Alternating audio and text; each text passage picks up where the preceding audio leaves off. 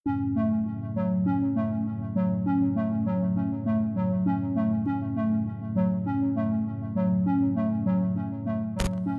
ingin menyampaikan hal yang berkaitan dengan perpindahan ibu kota negara.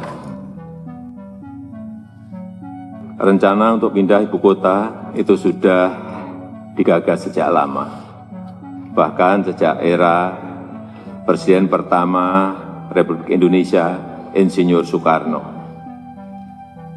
Banyak pertanyaan, kenapa harus pindah?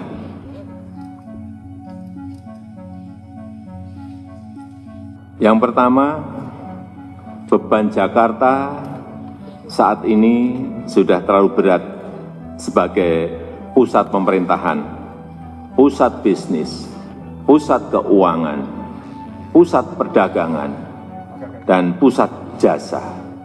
Dan juga airport, bandara udara, dan pelabuhan laut yang terbesar di Indonesia.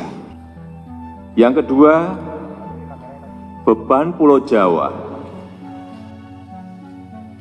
yang semakin berat dengan penduduk sudah 150 juta atau 54% dari total penduduk Indonesia dan 58% PDB ekonomi Indonesia itu ada di Pulau Jawa, dan Pulau Jawa sebagai sumber ketahanan pangan. Beban ini akan semakin berat bila ibu kota pemerintahan pindahnya tetap di Pulau Jawa. Kemudian juga ada yang bertanya mengenai pendanaan.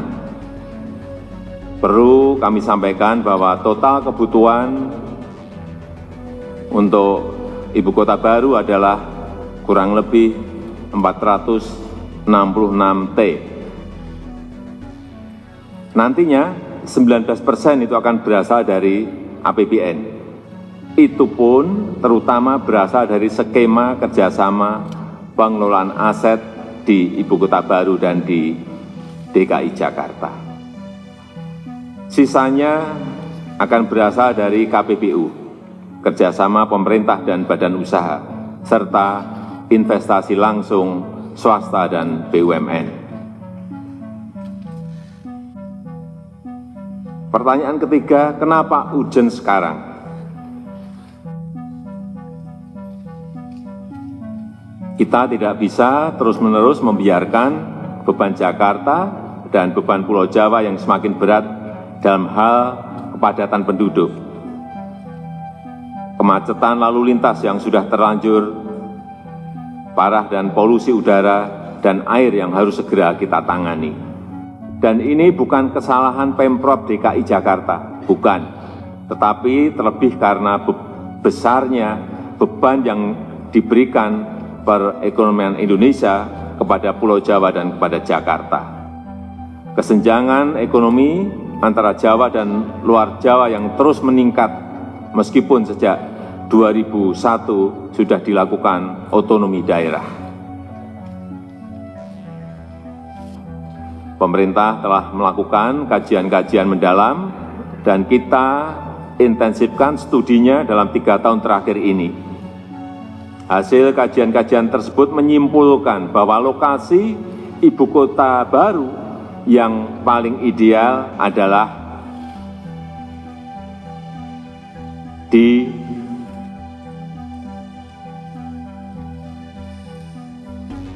sebagian Kabupaten Penajam Pasar Utara dan sebagian di Kabupaten Kutai Kartanegara, Provinsi Kalimantan Timur.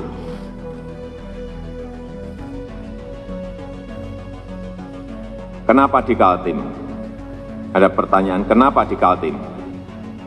1, risiko bencana minimal, baik bencana banjir, gempa bumi, tsunami, kebakaran hutan, gunung berapi, dan tanah longsor.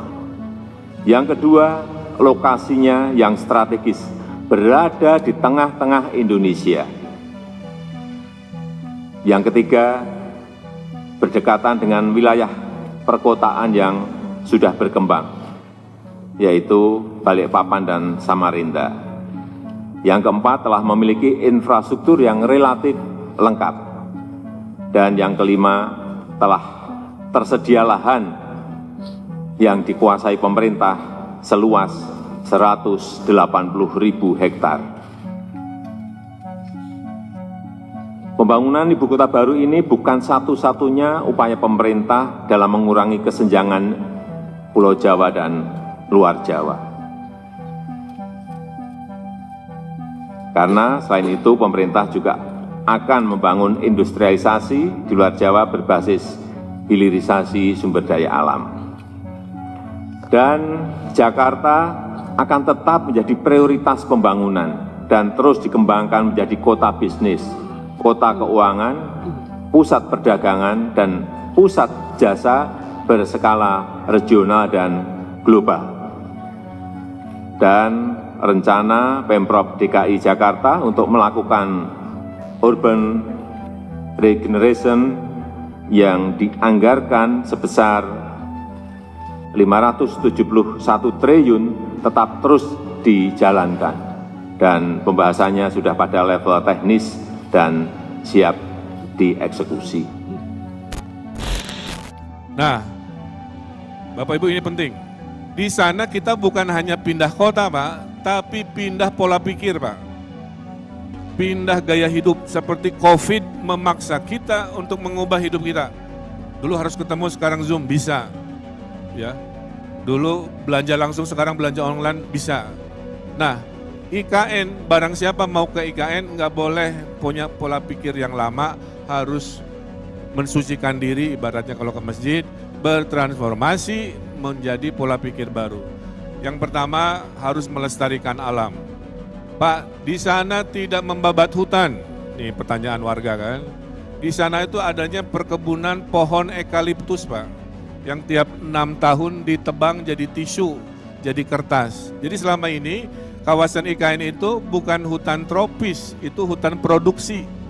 Yang tiap 6 tahun digunduli, ditanami lagi, digunduli lagi. Maka ini kita bukan membabat hutan tropis. Justru Pak Jokowi dan tim akan menanam 20-30 juta bibit pohon tropis.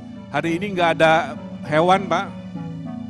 Ya, siapa yang, karena nggak ada bunga. Kalau bunga nggak ada lebah, kalau lebah nggak ada burung, kalau burung nggak ada monyet, kalau monyet nggak ada macan, nggak ada. Nah, nanti dalam hitungan tahun kita kembalikan keragaman tropis itu dengan 20-30 juta pohon tropis. Sehingga nanti bunga hadir, kupu-kupu hadir, lebah hadir, burung hadir,